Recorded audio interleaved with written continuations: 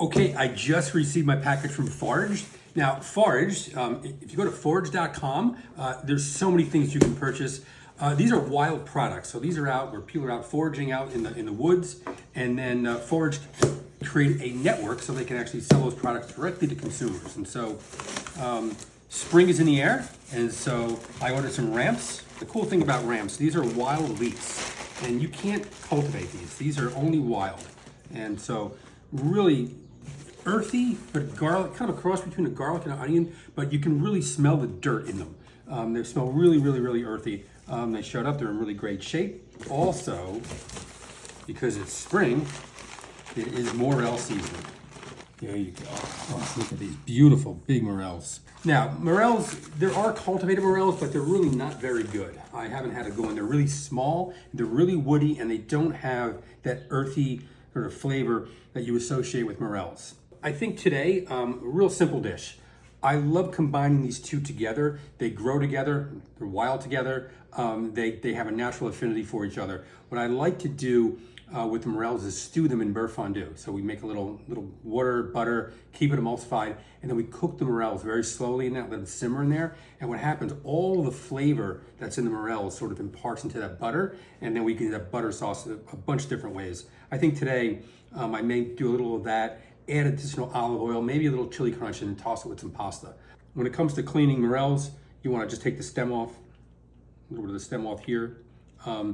Now, depending on when they're harvested, if these are harvested soon after a rain, they're going to be gritty. So you can wash them.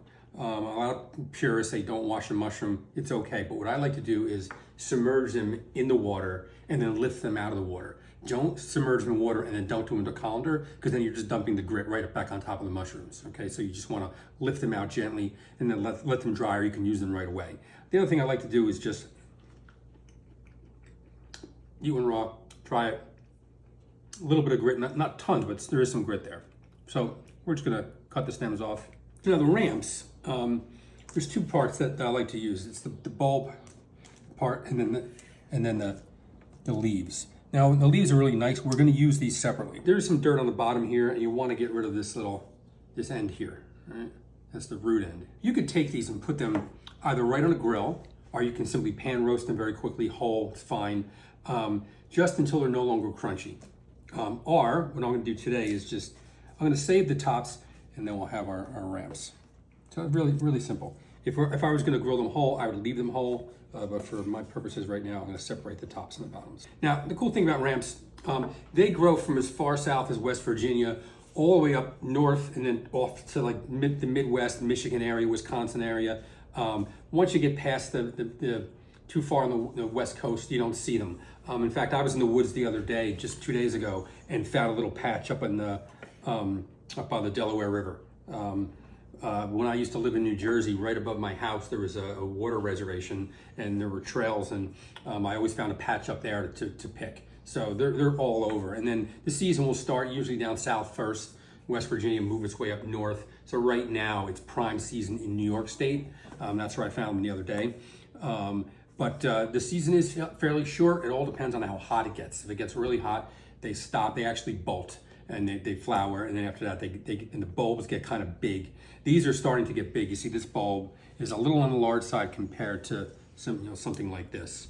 But you can tell that they've been in the ground a little long. They're starting to get a little bulbous. But what happens with that is you can take them, instead of doing them whole, because they can take a long time to cook, you can slice them like this and then saute them.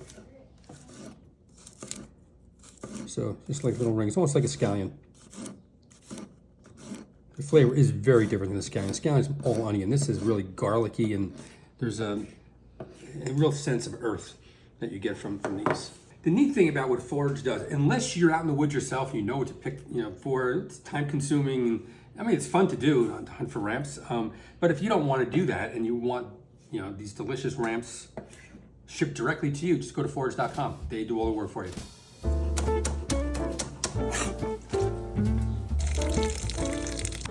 Okay, so we'll start with a little bit of olive oil.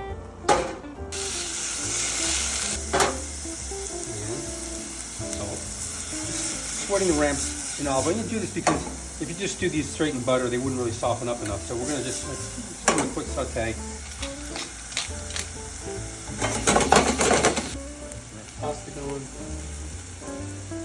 morels and bucatini, do not break these. They'll eventually soften up and they'll all fit in the pot. I should probably have a taller pot, but I don't. Add a little water. Use the pasta water, it's fine. While it's simmering, it's going to turn it down a little bit. We're going to add our butter. Start with a few pieces. Now you want to keep this emulsified, so a tiny bit more. You can also, instead of adding water, if you want to use a light chicken stock, that's fine too. Adding our morels. You're going to cook right in that sauce. Let the morels simmer with the ramps and the butter. You're going to wash it though, because if you start to see any grease forming on the side, you have to add more water to it. But keep in mind now, the morels are also about 80% water.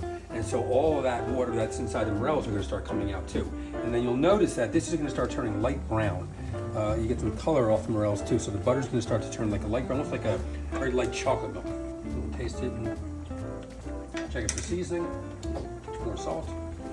Now the other cool thing with this is the way it is right here, just this right here. I use this for fish. You can use it for a side. Just a side of morels if you're serving like a steak or some meat or something. The other thing I like to do is you can braise stuff in this too. So if I do a sea bass dish where you sear it on the skin side, you flip it over, and then finish cooking it in this butter with the morels and the ramps. And you want it where these are still very firm. You want it where the morels are soft. They'll start to collapse onto itself, and they'll soften up, and that's when they're cooked. Right now they're still a little hard. So what I just did was just turn down the flame a little bit. And still, you can see it's still simmering nice and easy. That's it. What I like to do, I don't like to cut them across. These, I want to cut them lengthwise.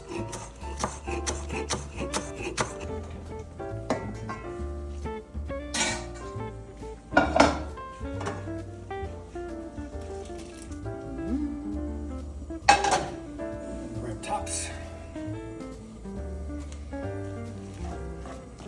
There's just a little bit more olive oil. And a good amount of black pepper. I'll let this cook and the starches will release and this will thicken up even more. Now it's ready. The sauce just thickened up a little bit. It's ready to go. And then we'll finish this with a little bit of this is pecorino.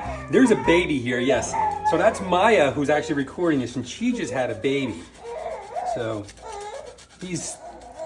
I think he's looking for some pasta. He's a little hungry. Okay. So that's it. There's our bucatini with morels and ramps. The ramps and morels you can get at Foraged, along with this recipe. And that's it. Really delicious. Super springtime pasta. Really easy. Start to finish, that took about 15 minutes.